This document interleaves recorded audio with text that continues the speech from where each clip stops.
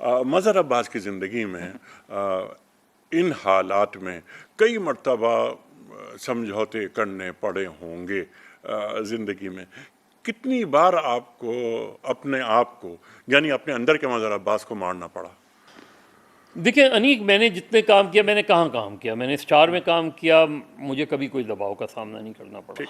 है ना। नहीं, ऐसे हालात भी नहीं थे। हाँ, वही वही मैंने कहा।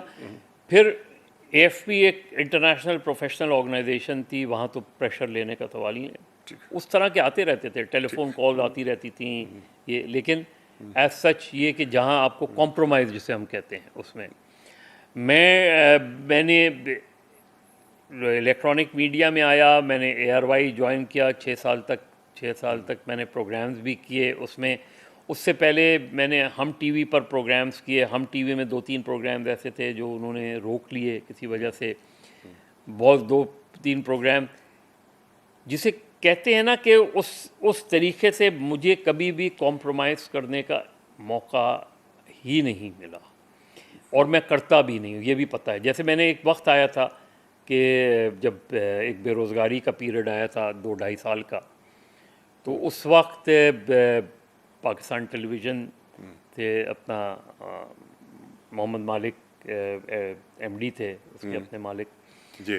तो उसने PTV के लिए वो की थी, ऑफ़र की थी। उसने कहा यार PTV से काम शुरू करो, तो मैं रिलक्टेंट था, लेकिन फिर एक वक्त में मैं सोचने लगा कि यार किचन भी तो चलाना है ना।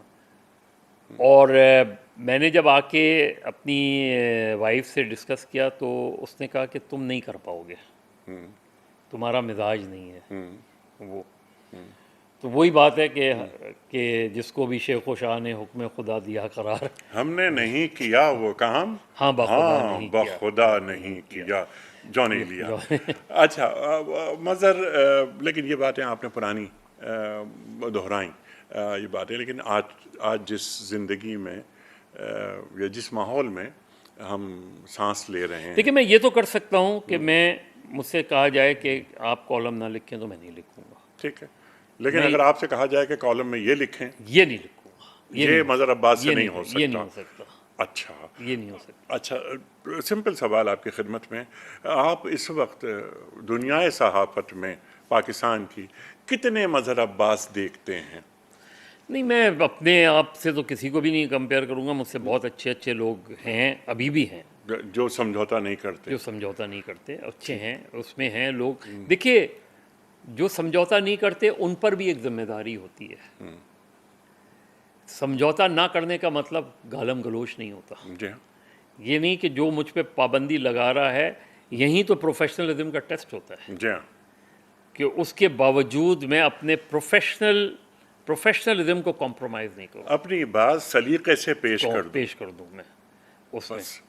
आपने अपनी बात करनी है, आपने ये कहना है कि आप ये गलत कर रहे हैं। ठीक है। एक तो ये तरीक़ा होता है ना कि आप ये कहें कि आप ये गलत कर रहे हैं, ठीक है। ये रियासत की पॉलिसी गलत है, ये ठीक है। हुकूमत की पॉलिसी गलत है। ज़बान बहुत अहम होती है, जी हाँ, ज़बान का इस्तेमाल बहुत अहम बहुत होता अच्छी है, बात। अल्फाज का इस्तेमाल बहुत अहम होता है। वही अल्फाज जो आप एक सलीके से लोगों तक पहुंचा सकते हैं। आपको ऊंची आवाज़ में भी बात करने की ज़रूरत नहीं और गाली देने की भी ज़रूरत नहीं। आप ये भी तो कह सकते हैं कि आप गलत हैं। ठीक। अब मैं अगर आपको ये कहूँ कि तू झूठा है, तू इस तरह का जी है, हाँ। तो वो उसमें, और ये कहना कि आप गलत हैं, जी जी। इसमें फ़र्क है। जी हाँ, बिल्कुल। हाँ, अगर आप ये बात नहीं कहते तो ज़्यादा अच्छा था, हाँ इस हाँ अंदाज में। हाँ, हाँ, और ये आपका मौक़िफ़ है, मेरा मौक़िफ़ ये ये है है। इस सिलसिले में। अब तो ये इसके लिए तरबियत दरकार होती है।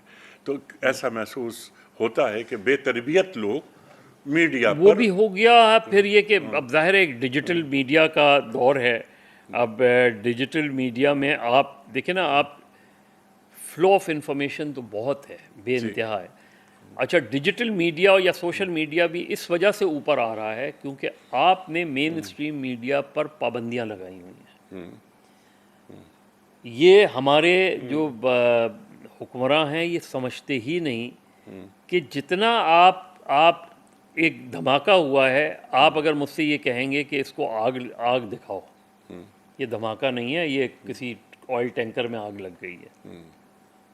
सोशल मीडिया पे चल रहा होगा धमाका हुआ है, जी हाँ। और असल में धमाका ही हुआ है, तो इसका मतलब है आपकी क्रेडिबिलिटी ख़त्म हो गई ना। जी हाँ। तो आप जब मेन स्ट्रीम मीडिया पर पाबंदियां लगाओगे कि जी इस लीडर की तकरीर आप नहीं दिखा सकते, ठीक है। लेकिन उस लीडर की तकरीर सोशल मीडिया तो दिखा रहा है।